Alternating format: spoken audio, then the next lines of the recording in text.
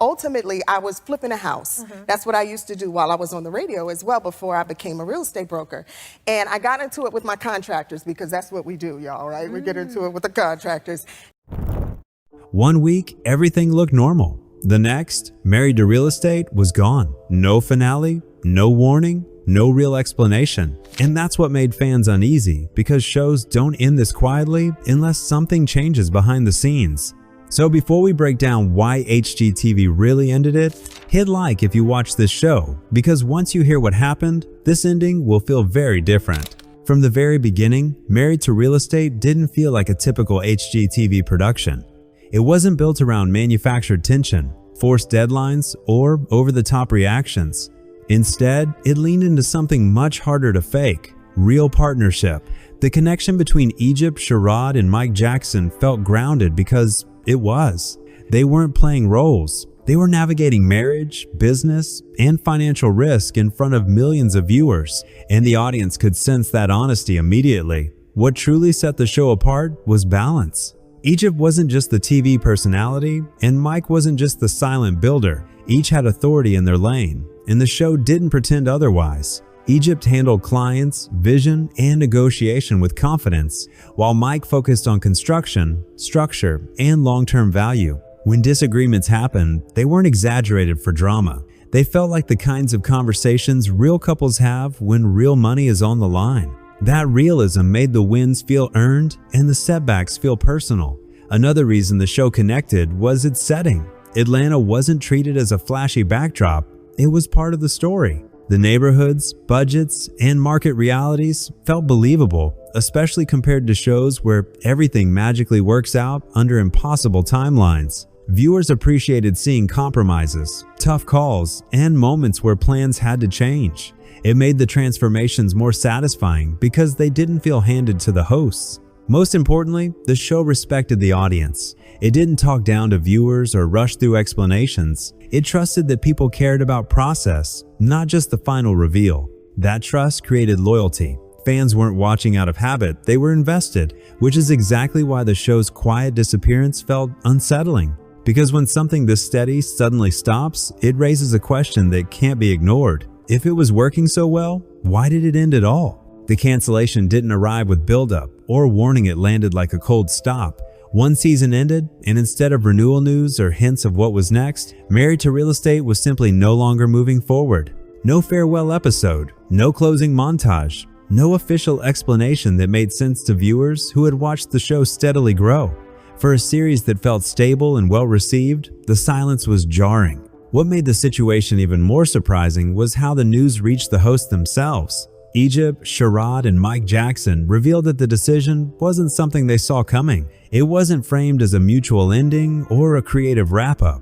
Instead, it felt abrupt, like a door closing without conversation. That detail alone shifted the narrative. This wasn't a show that chose to walk away.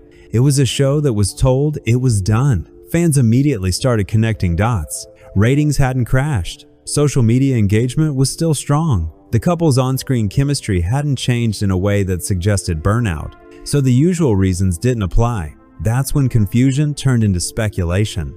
Viewers began asking why a show that still felt alive would be removed so quietly, especially on a network known for long-running formats. The lack of clarity from HGTV only amplified the shock. No press push, no detailed statement, just a confirmation that the series wouldn't continue. In television, silence often speaks louder than explanations, and this silence made people uneasy. When endings are clean, networks tend to say so. When they're not, they often move on quickly. What followed was an emotional response rather than just disappointment.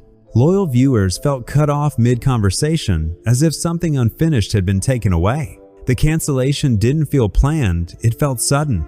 And when something ends that fast, it rarely means the full story was shared publicly, which led fans to the next uncomfortable thought.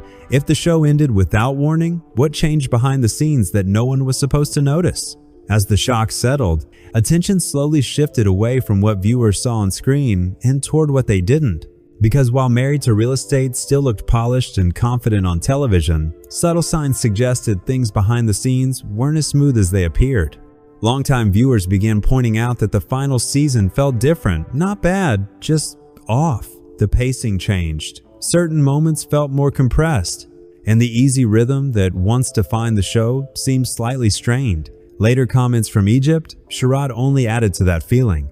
Without directly calling anything out, she hinted that the last stretch of production didn't feel the same internally. No accusations, no dramatic claims, just carefully chosen words that suggested something had shifted during the final season. In television, that kind of language is rarely accidental. It usually means there were conversations happening that never made it to the audience. One theory fans couldn't ignore was creative direction. HGTV has been quietly reshaping its lineup, moving toward formats that are easier to produce, faster to cycle, and less dependent on long-term host narratives. Married to Real Estate was deeply personal by design. It wasn't just about houses, it was about marriage, money, pressure, and trust. That depth made it compelling, but it also made it harder to adjust without changing its core. And once a show's identity no longer fits a network's evolving strategy, friction tends to follow. There was also the reality of workload. Running real businesses while filming a national TV series isn't sustainable forever. Even if no single breaking point exists, constant production schedules, network expectations, and public visibility can quietly wear things down. Nothing explosive has ever been confirmed, but sometimes shows don't end because of one dramatic incident. They end because too many small tensions stack up at once. What stood out most was what wasn't said. HGTV didn't defend the decision publicly or frame it as a creative evolution. That absence fueled speculation, because when networks are confident about an ending, they usually control the narrative. Here, the narrative was left open, and audiences filled the gaps themselves. By this point, the question had changed. It was no longer why the show ended, but what exactly shifted behind closed doors that made continuing feel impossible.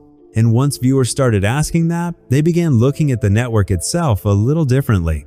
Once the cancellation became public, the reaction wasn't quiet, it just didn't explode all at once. Instead, it built slowly. Fans of Married to Real Estate didn't immediately panic, because many assumed the silence meant negotiations were still happening. But as weeks passed, with no clarification, confusion turned into frustration. Viewers weren't just upset that a favorite show ended, they were upset by how it ended. No explanation, no closure, just removal. What intensified the backlash was timing. Around the same period, fans noticed several other HGTV shows quietly disappearing or being paused without much transparency. The pattern started to feel familiar. Shows with strong followings, clear identities, and loyal audiences were being cut while safer, repeatable formats took their place.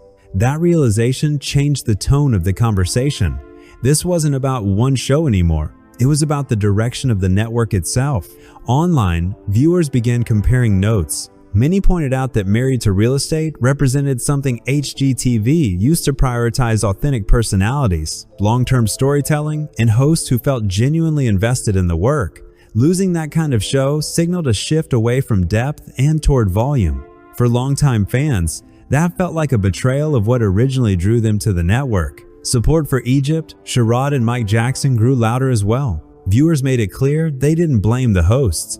If anything, the lack of control they seemed to have over the ending only made audiences more sympathetic. Comments flooded social platforms questioning why a couple who delivered consistency, professionalism, and relatability would be sidelined without recognition.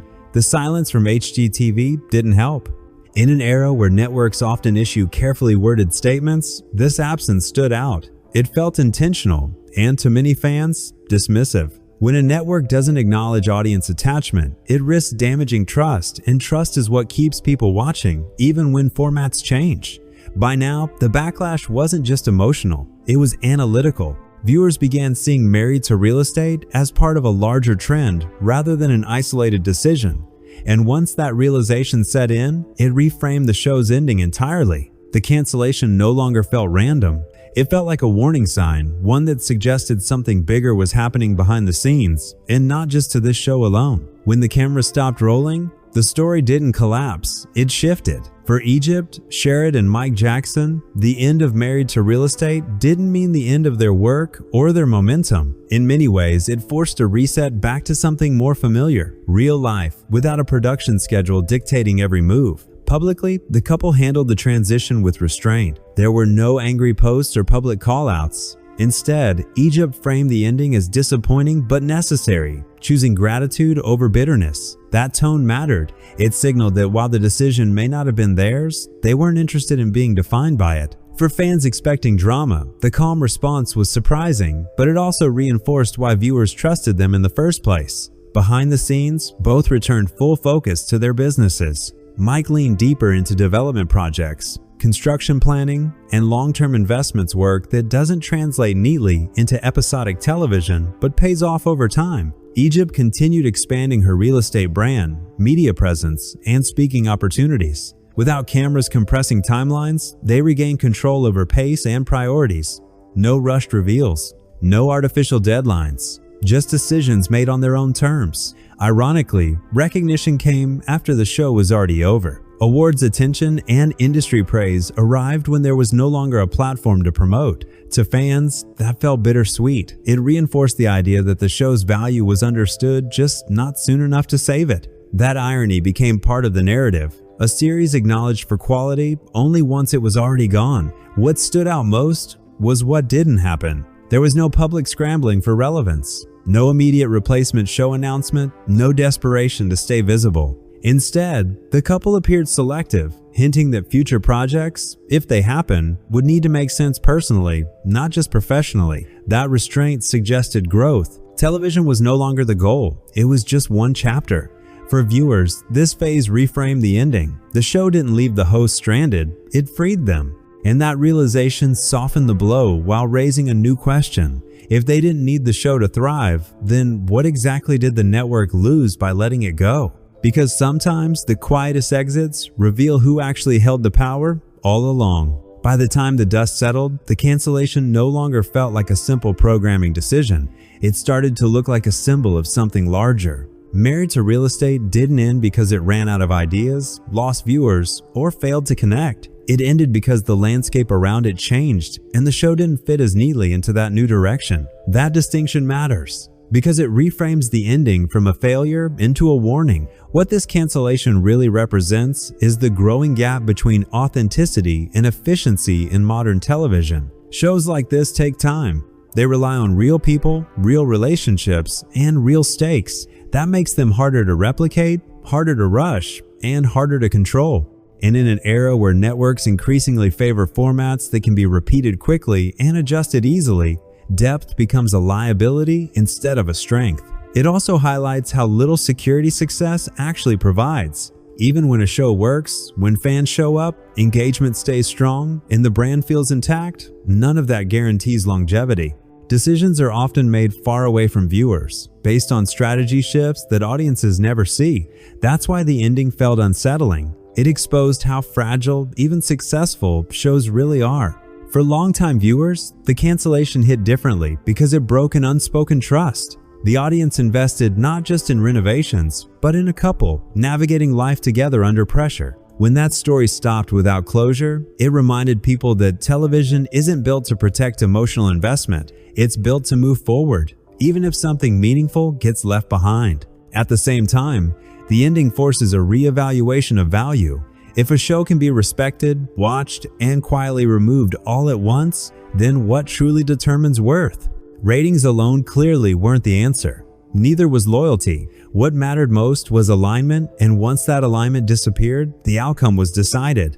In the end, Married to Real Estate didn't vanish because it was weak. It vanished because it was specific, personal, hard to replace, but also hard to streamline.